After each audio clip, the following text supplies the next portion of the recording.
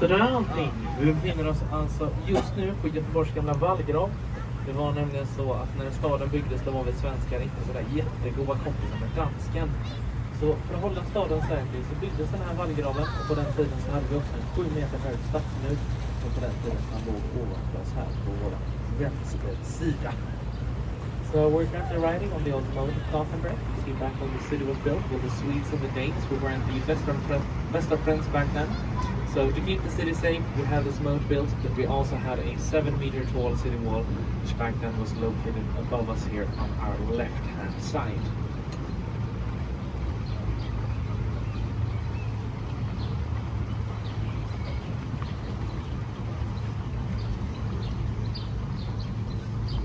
Luckily today, however, the Swedes and the Danes, we are now better friends, so we have been able to tear the city wall down and in its place build streets and squares. For example, the Grand New Street, which is the one located above us here on our left-hand side. Och turligt nog idag så är vi i alla fall helt okej kompisar med dansken i alla fall. Så vi är så pass goda vänner att vi har kunnat riva stadsmuren och på det stället bygga gator och torg. Bland annat Stora Nygatan som ligger här ovanför oss på vår vänstersida. Och Stora Nygatan, den är och har alltid varit en väldigt populär gatuadress här i Göteborg. Men kanske till och med lite mer så förr i världen. Då var det nämligen så att i ett sånt här hus så borde det vara en familj tillsammans med deras tjänstefolk. So the Grand New Street is and has always been a very popular place to live here in Gothenburg, but maybe even more so back in the days, because back then one of these houses were only home to one family, and here they lived together with their servants. And they also had quite the spectacular view over the Gothenburg Garden Society. It is a park built in classic English style, meaning that it is supposed to resemble nature as close as possible. And it is mostly inspired by the botanical gardens in Berlin and in Munich. And if you have some time over, then I would highly recommend you to go for a walk in there. A very, very beautiful place, especially a day like this. Så de som bor på Stora Nygatan, de har ju också en mycket vacker utsikt över Göteborgs trädgårdsförening, parken här på vår högersida. En park byggd i klassisk engelsk stil, och med detta menas då att den ska försöka efterlikna naturen så nära som möjligt. Främst inspirerad är den av de engelska trädgårdarna i Berlin och München. Och har man lite tid över ett Göteborgsbesök så skulle jag verkligen rekommendera att man tar en promenad. Otroligt trevligt ställe.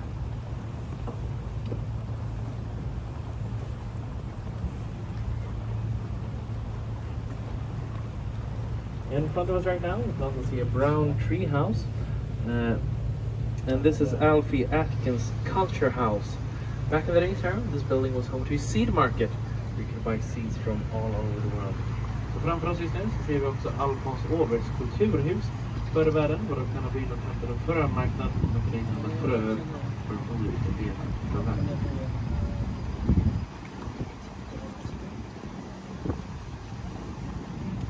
In front of us right now, we can also see the old train station here in Gothenburg. It is the oldest one in Sweden, still in use today. Så framför oss just nu så ser vi också Göteborgs centralstation, eller tågstation, och det är den äldsta i landet som fortfarande är i bruk idag.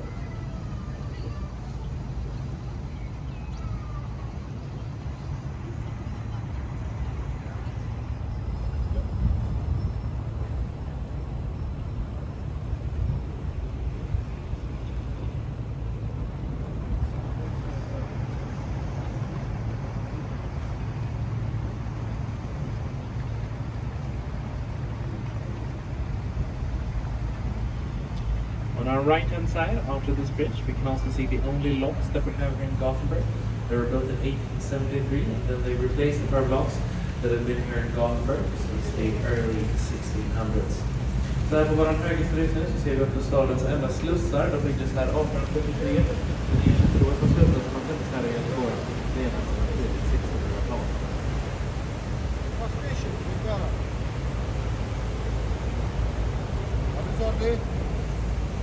Okej, så ni pratar alldeles bra.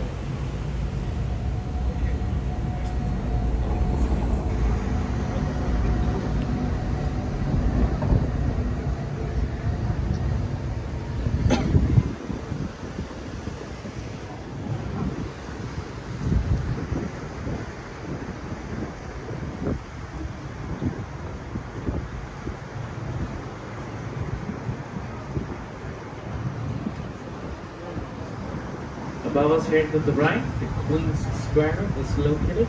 Back in the days, this used to be the location for the Gothenburg City Prison, as well as one of the 3 gatehouses that we had to Gothenburg.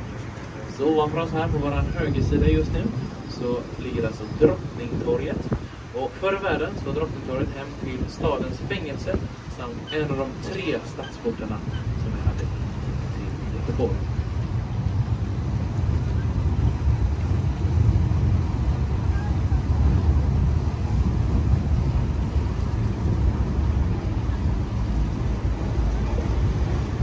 Hörs inte?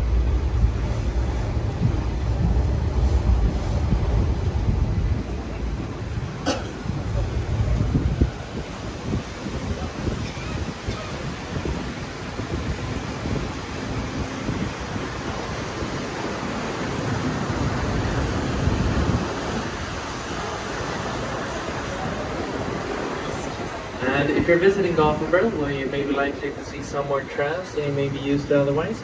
We've had trams here in Gothenburg since the late 1800s. This is that long ago that the first ones they had to be drawn with the help of 4 strong horses. Så innan man får besöka Göteborg då kan det vara så att man får se lite mera spårvagnar än man annars kan vara van vid. Vi har haft spårvagnar här i Göteborg sedan sent 1800-tal och det är så pass länge att de första fick dras fram med hjälp av 4 stora starka hästar.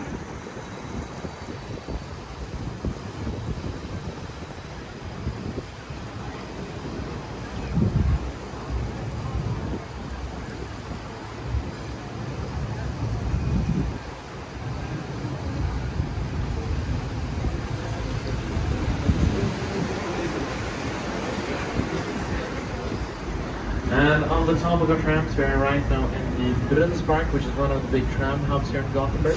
So if you want to get around the city, this would be a great place to start your journey. Så vi befinner oss alltså just nu i Paddanbåt, en av de stora spårvagnsknutpunkterna här i Göteborg. Och hur man tar sig runt härifrån kan det här vara ett bra ställe att börja sin resa på.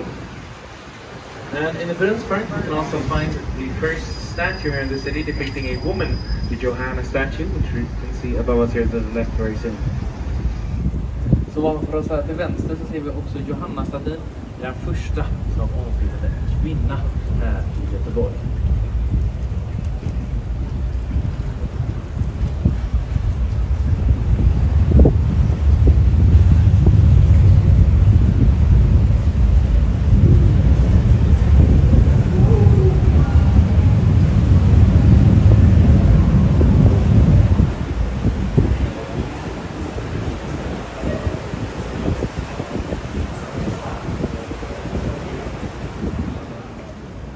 Så ovanför oss här på vår högersida kommer vi också alldeles strax få se ytterligare en staty. Denna gång kommer den att föreställa Gustav II Adolf, kungen som grundade Göteborg år 1621. Baserandes på det vis som legenden säger att han gjorde den, alltså på ett berg här i Göteborg som heter Otterhällan, stod han så uppe på berget och pekade ner på träsket som Göteborg är byggt på. Och så sa han här ska staden ligga. So above us here to the right, you can see another statue. This one is depicting Gustavus II Adolphus, the king who founded the city back in 1621. Posing the way the legend says he did when he stood up on a mountain here in Gothenburg called Otterhällan. Then he pointed out towards the swamp which Gothenburg is built upon and said, here the city shall be.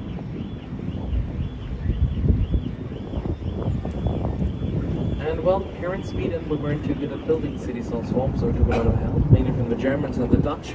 And the Germans, they wanted a church here in Gothenburg, so then we also then Queen Christina, if we could build them one. And so we did. The German church, or the Christina church, which you can see in front of us here to the right. and still today, and there they hold a couple of services a week in German. Så det här med att bygga städer på träsk, det hade vi inte riktigt full koll på här i Göteborg, så då fick man ta en del hjälp mestadels från tyskar och holländare. Och tyskarna, de skulle ha en kyrka här i Göteborg, så då byggdes tyska kyrkan, eller Kristinekyrkan, döpt efter drottning Kristina, som tillät byggandet. Och än idag så hålls det inne ett antal gudstjänster på tyska varje vecka.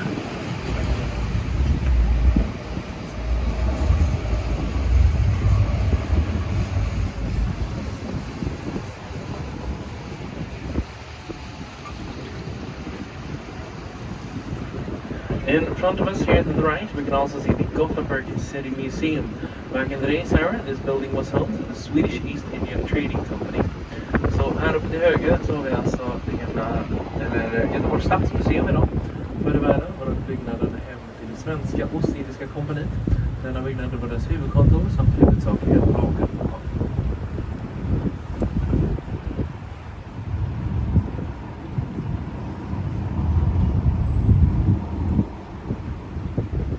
And on our left hand side, after this bridge, we can also see another statue.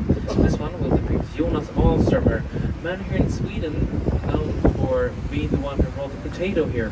Something we though know today, it isn't actually true.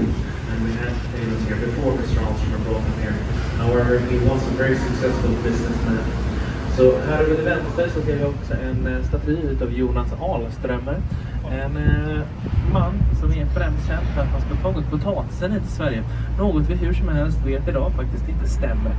Hur som helst var han en framgångsrik affärsman. Ja, det är väl alltid något kanske.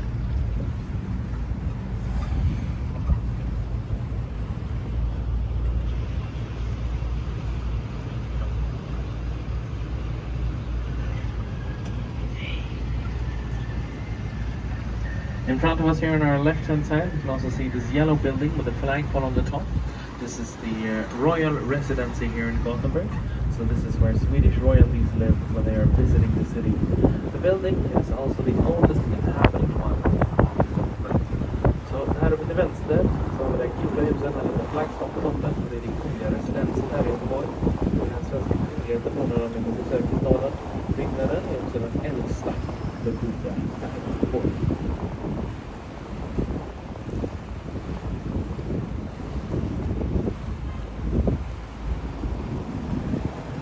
So we're now due to pass underneath two bridges. This bridge is a very boring bridge, you don't need to pay any attention to it.